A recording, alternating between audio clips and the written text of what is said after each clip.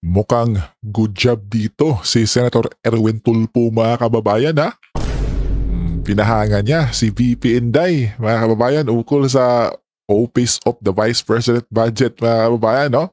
Na tila may gusto niyang taasan mga kababayan yung budget dahil tila nakakaawa naman talaga yung Office of the Vice President dahil diba noong 2025 na budget nila ay binabaan mga kababayan. So, eto ngayon mga kababayan, iminungkahi ni Senator Erwin Tulfo na taasan yung budget mga kababayan ng Office of the Vice President. Eto, pakinggan natin We'll start off with Senator Erwin Tulfo, who was here ahead of time. Thank you, Mr. Chair. My question now is, I noticed that from 942 million, binawasan po ito in-slash ng 902.8 million na lamang, nawala po yung 39.143 million. Ang tanong ko po ngayon, Mr. Chair, ano po mga proyekto o programa na maapektuhan po nito, ito pong slash po ng 39.143 million, Mr. Chair?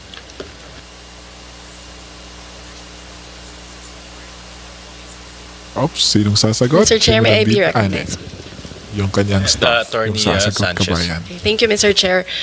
Your Honor, the amount that was not considered by the DBM only pertains to ICT equipment. So out of our original request, only a portion of that was included in the NEP.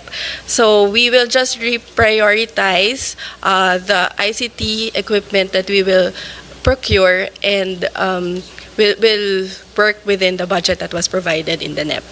So, Mr. Chair, nabawasan po ito para sa ICT po ninyo. So, saan ho na manggagaling ngayon yung kailangan ninyong purchase for this purpose, Mr. Chair? As mentioned, Mr. Chair, we will just review our requirements and prioritize based on the urgency of the ICT equipment that we need to procure. So some of the items will have to be deferred or we may need to forgo some of the items, Mr. Chair. Ano-ano po, Mr. Chair, mga bago existing programs ng OVP na popondohan po ng OVP this year? Kasi I noticed from 744.1 million po na budget ng 2025, you're asking for 902. Pero nabanggit nga po ni VP kanina na mostly ay sa MOOE, mapupunta po 100 plus million po yata. Now, kaya ang tanong ko po ngayon, ano-ano po mga programs, existing programs, mga bago na popondohan po ng OVP? Yes, Mr. Chair. Basically, it would be the same programs that we are implementing this year in 2025. So we will just include additional provision for Magnegosyo Taday because in 2025 we are only using the continuing appropriations from 2024. So part of the increase will also go to the procurement for disaster relief operations, Mr. Chair.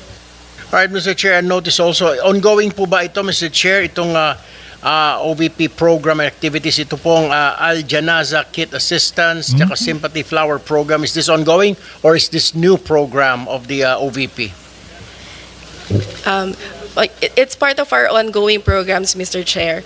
It used to be part of our medical and burial assistance program, but we are running it as a separate program now because instead of giving monetary grants, we provide a kit, Al-Janaza kit, Mr. Chair. Mr. Chair, I just noticed, kasi po, like I have an office at Zamba Sultan, Zamboanga City. Yung mga kababayan po nating Muslim, pag may burial po, hindi naman po sila gumagamit na ataol, kundi naghihiram na lang po ng sasakyan, which I provided my office there in Zamba Sultan, Zamboanga City. Halos everyday po, hinihiram po ng mga kapatid nating Muslim para maisakay po yung bangkay, para mailibing. Pero maganda pong programa itong Al-Janaza Kit Assistance and Sympathy Flower Program. My last question, Mr. Chair, kung meron pong dapat i-prioritize ng komite na ito, ano po ang mga dapat dagdagan na pondo? Saan, Mr. Chair? Ms. Sanchez, before you respond, let me recognize the presence of our Majority Leader, Senator Zubiri. Senator Zubiri is recognized. Yes, Mr. Chair, that would be the disaster relief operations. Since that is the second highest requested but assistance from the Office of the Vice President after the medical and burial assistance. That's all from me, Mr. Chair. Thank you po. Thank you, Senator Tulfo. Next will be Senator Go. Mr. Chairman, Yes. before we recognize the other members of the Senate, I know many of you just want to make manifestations. We have parliamentary courtesy here when usually in my how many budgets that I've handled, I've been to almost 23 budgets already. Pag bisita po ng Office of the Vice President and President, we give them parliamentary courtesy, and usually their budgets, and in this case, the budget of the Vice President is already a lean and mean budget. Hindi, wala na pong dagdag, kawawa nga, di ba po, Mr. President? So maybe we can afford them the courtesy that we can approve the budget. Of course, after the manifestations on the part of the leadership of the Senate, we'd like to extend that courtesy to the Office of the Vice President. Yes, Mr. Chair, also on Mr. the part Chair. of the minority, we also Senator we would like to be associated with the motion of the majority leader. Senator Marcos. That was my question, Mr. Chair. Is that a motion that we therefore endorse the budget of the Vice President from the subcommittee to the Mother Committee of Finance? Well, let's give the members an opportunity to give their manifestations. No, That's fine, All right. but may I make that motion and hold it in abeyance Yes. until everyone has You can do it at manifested? the end Thank after you. the manifestations. Mr. Chair, before I have to attend to a caucus upstairs, I would just like to manifest that I support po the budget of the OVP. As a matter of fact, kung po pwede po sana pag-aralan natin, review, yung binawas po na 39 million, baka pwede pong ibalik ulit. Because maganda naman po yung mga programa na ilatag po ng OVP. Thank you, Mr. Chair. Thank you, Senator Tulfo. Next is Senator Go. Salamat, Mr. Chair. I also Bumawi dun si, Senator Erwin Tulfo, mga kampayan. Which is puti naman, di ba? Nakabubuti yung gagawin sa perang yan ng OBP, mga kababayan, para sa sambayanang Pilipino naman yan, di ba po? hope we could accord parliamentary courtesy to the Vice President and approve her office budget swiftly. Mr. Chair, distinguished colleagues, and to Vice President Sara Duterte, good day. Mr. Chair, I just want to express my strong support for the proposed budget of the Office of the Vice President for 2026. As a proud Dabawenyo, I have witnessed firsthand the remarkable work of the Vice President when she was still the Mayor of Davao City and when she became Vice President, and I sincerely believe Vice President Duterte's initiatives have been instrumental in helping this government uplift lives and promote the welfare of all Filipinos. Tiwala po ako sa ating Vice Presidente at sigurado po ako na nagagamit po ang pondo ng bayan sa tama. Sa totoo lamang po, matagal po ako nagtrabaho kay former President Duterte at naabutan ko po nung siya po ay naging Vice Mayor ng Davao, si Vice President Sara. Kung stricto po si dating Mayor, dating Pangulong Duterte sa panggobyerno, mas stricto po si VP Sara. At alam ko pong magagamit talaga ang pondo para sa pantulong sa ating mga kababayan kesa naman po napupunta lang sa flood control, nagatasan po ng ilang mapagsamantala. Sa mga nakaraang taon, nagkaroon ng OBP ng mga programang nagbibigay ng tunay na benepisyo sa ating mga mamamayan. From medical assistance to relief operations, educational support, pangkabuhayan programs at libreng sakay among others. Sa totoo lamang po itong libreng sakay ay atin rin po itong sinusuportahan in my own small way po. The Medical and Burial Assistance Program has assisted more than 187,000 beneficiaries when it was still given funding. In 2024, the OBP was able to distribute more than 144,000 to individuals in need.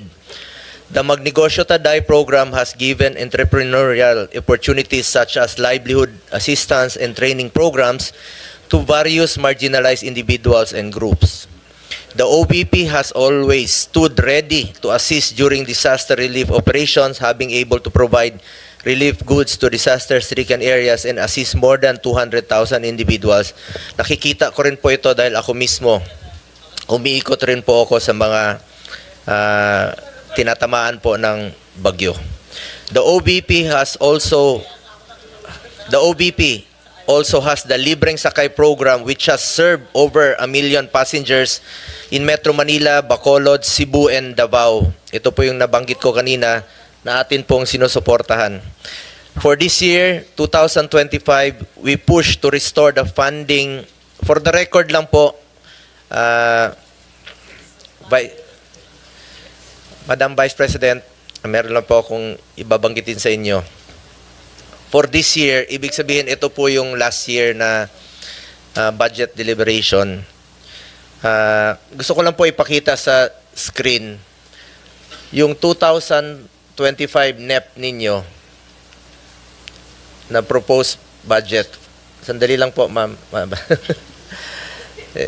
Gusto ko lang i-share po sa inyo. 2025.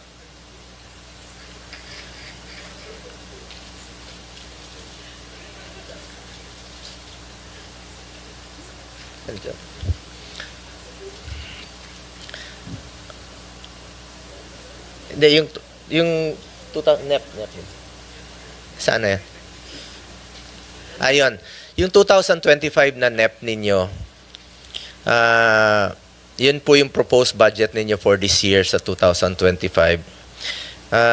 Pagdating po rito, after the GAB, ibig sabihin, after dumaan po sa lower house, ginawa pong 733 million. So, ibig po sabihin na nabawasan po pagdating dito sa Senado. Ito po yung sa 2025. We push to restore the funding for socio-economic programs of the OBP, which was cut by the lower house. Dahil alam natin na malaking tulong po ito sa mahalagang programa po ng OBP na may direktang benepisyo sa ating mga kababayan. From the proposed 2 billion in the NEP, the OBP only received 733 million in the 2025 GAA. Hindi po napondohan at binawasan po ang pondo sa mga programa na pangtulong po sa ating mga kababayan. In fact, I wrote a letter to then Finance Chair Senator Grace po to restore funding for the OBP. Nakakalungkot lang po na hindi ito napagbigyan. Naku po, Grace po. Majority rules Grace dito. Po, mga kabayan. At minsan po small bycam po ang nagdi-decide. Naku po. Marami po sanang matutulungan ito kung na-approve po itong budget. Ma'am, ayan po yung sulat ko for yung last year po. Sa totoo lang po, inihalal po ang Vice President hindi lamang para umupo sa pwesto at maging spare tire. Inihalal po siya para maging working Vice President para maglingkod at tumugon sa pangangailangan ng ating mga kababayan. That is why for next year, I urge the Senate to support the budget of the OVP in full. Napakaliit po ng increase. 1% lang po. Pero alam naman natin na marami pong matutulungan. Kung pwede lang po, Mr. Chair, kung allowed po ito, bawasan po ang budget ko sa opisina sa Senado. Kahit konti, ilagay na lang po sa OBP. Wow, naku po mga kababayan.